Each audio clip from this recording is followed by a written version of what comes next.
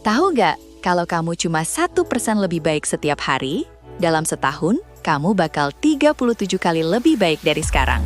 Halo Sobat Digi, selamat datang kembali di channel digizone.id, tempat di mana kita belajar bareng tentang produktivitas, pengembangan diri, dan skills yang bikin hidup makin level up.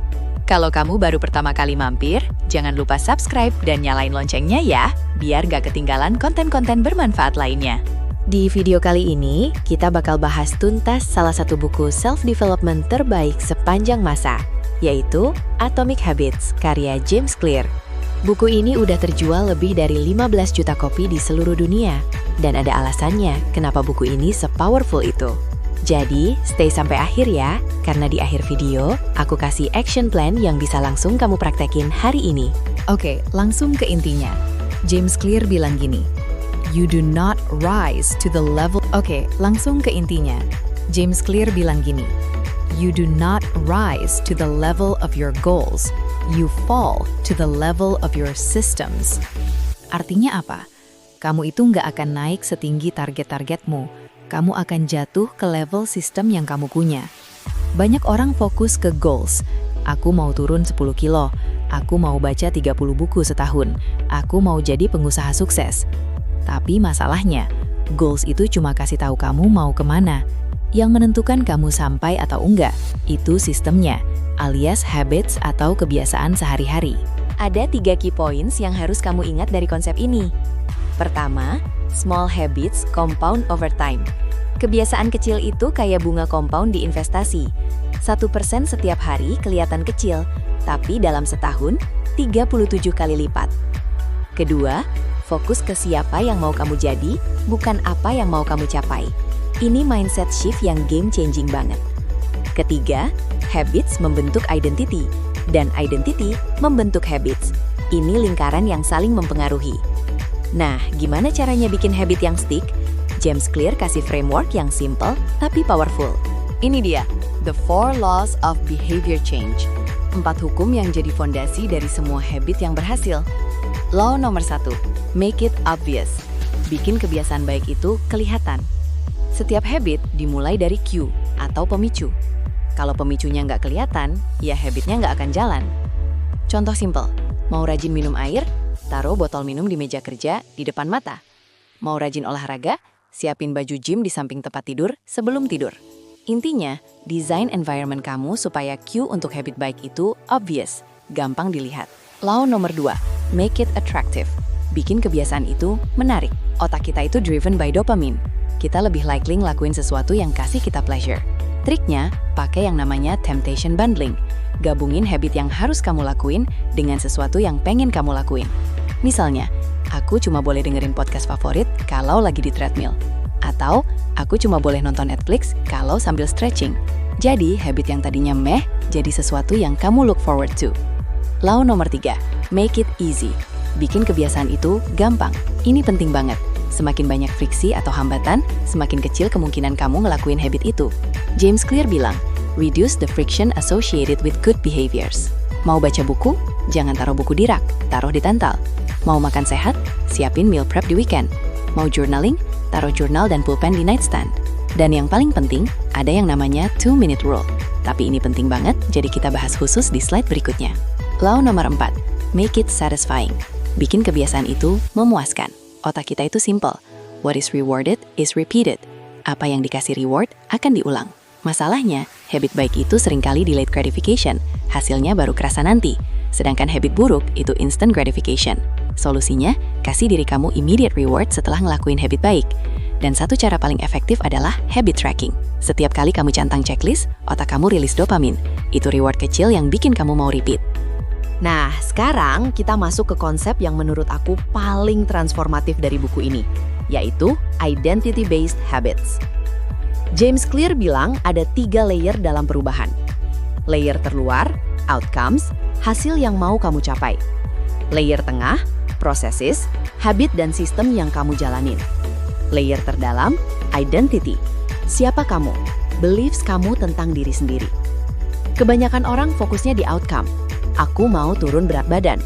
Tapi orang yang berhasil fokusnya di identity. Aku adalah orang yang sehat. Coba perhatiin bedanya. Old way, outcome based, aku mau berhenti merokok. New way, identity based, aku bukan perokok. Old way, aku mau baca lebih banyak buku. New way, aku adalah seorang reader. Old way, aku mau lari maraton. New way, aku adalah seorang runner. Magic phrase yang bisa kamu pakai, I'm the type of person who. Aku tipe orang yang. Kenapa ini powerful? Karena setiap action yang kamu ambil itu adalah vote untuk tipe orang yang mau kamu dapatkan. Semakin banyak vote, semakin kuat identitinya. Ini dia salah satu konsep game changer dari buku ini, The 2-Minute Rule. James Clear bilang, when you start a new habit, it should take less than 2 minutes to do. Ketika kamu mulai habit baru, itu harus bisa dilakuin dalam waktu kurang dari 2 menit. Coba lihat perbandingannya. Goal, baca 30 buku setahun. 2-minute version, baca 1 halaman. Goal, lari maraton. 2-minute version, pakai sepatu lari. Goal, belajar 3 jam. 2-minute version, buka buku pelajaran. Goal, meditasi setiap hari. 2-minute version, duduk di posisi meditasi. Kedengarannya konyol, tapi inilah secretnya. Poinnya bukan di 2 menit itu sendiri. Poinnya adalah, habit harus establish dulu sebelum bisa diimprove. Kamu nggak bisa optimize sesuatu yang nggak eksis. Kamu harus show up dulu, baru bisa level up. Istilahnya, standardize before you optimize. Jadiin standar dulu, baru optimasi. Begitu habit baca 1 halaman udah jadi autopilot, kamu bisa naikin jadi 5 halaman, 10 halaman, 1 chapter. Tapi kalau kamu langsung target 30 menit baca dari awal, kemungkinan besar overwhelm dan quit. Oke, sekarang pertanyaannya, gimana caranya ingat untuk ngelakuin habit baru? Jawabannya, habit stacking. Formulanya simple. After I current habit, I will new habit. Setelah aku kebiasaan yang udah ada, aku akan kebiasaan baru. Kamu tempel habit baru ke habit yang udah autopilot. Contoh stack yang bisa kamu bikin. Setelah aku bikin kopi, aku akan tulis 1 hal yang aku syukuri. Setelah aku tulis gratitude, aku akan meditasi 2 menit. Setelah aku meditasi, aku akan baca 1 halaman buku. Lihat, 1 habit jadi trigger untuk habit berikutnya.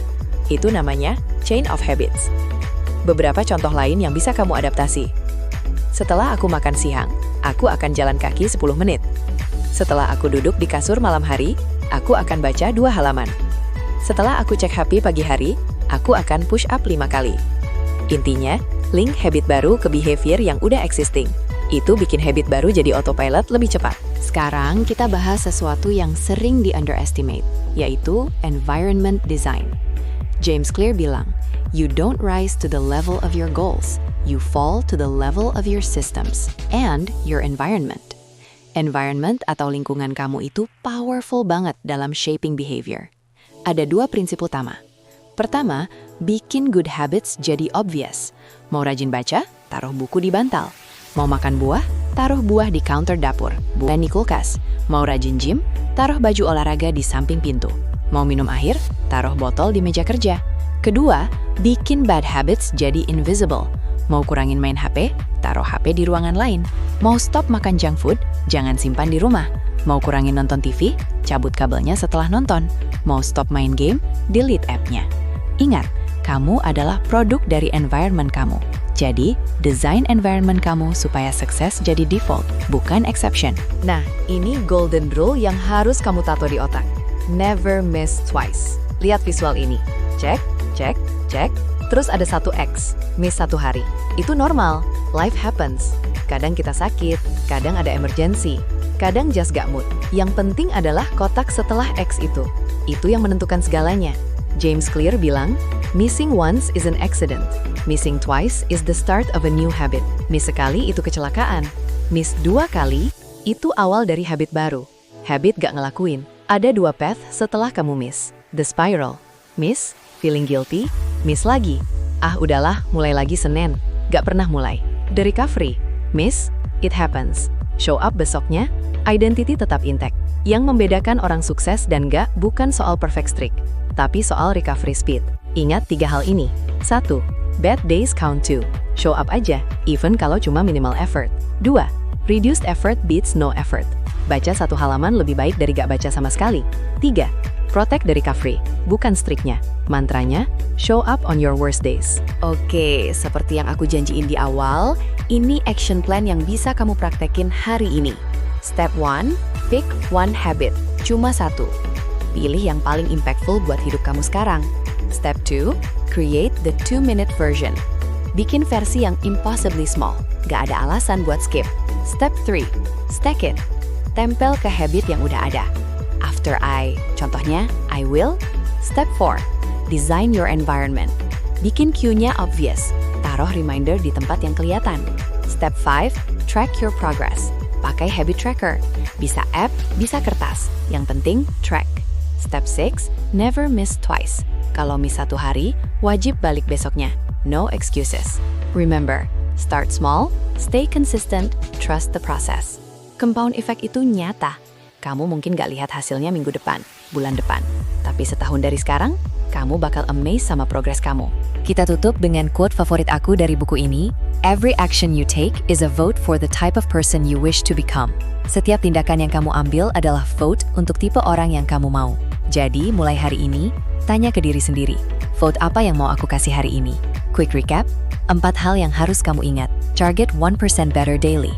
Fokus ke improvement kecil setiap hari. Link, stack your habits. Tempel habit baru ke yang udah ada. Timer, 2-minute rule. Mulai dari yang super gampang. Be the identity. Fokus jadi siapa, bukan capai apa. Kalau video ini bermanfaat, jangan lupa kasih like, komen habit apa yang mau kamu mulai, dan subscribe ke channel digizone.id. Kita punya banyak konten lain tentang produktivitas, digital skills, dan pengembangan diri yang sayang banget kalau kamu miss. Oh iya, buat kamu yang butuh jasa pembuatan website, template PowerPoint, dashboard Excel, atau layanan digital lainnya, cek digizone.id. Link ada di description. Aku Januar dari digizone.id. See you di video berikutnya. Dan ingat, now go build some atomic habits.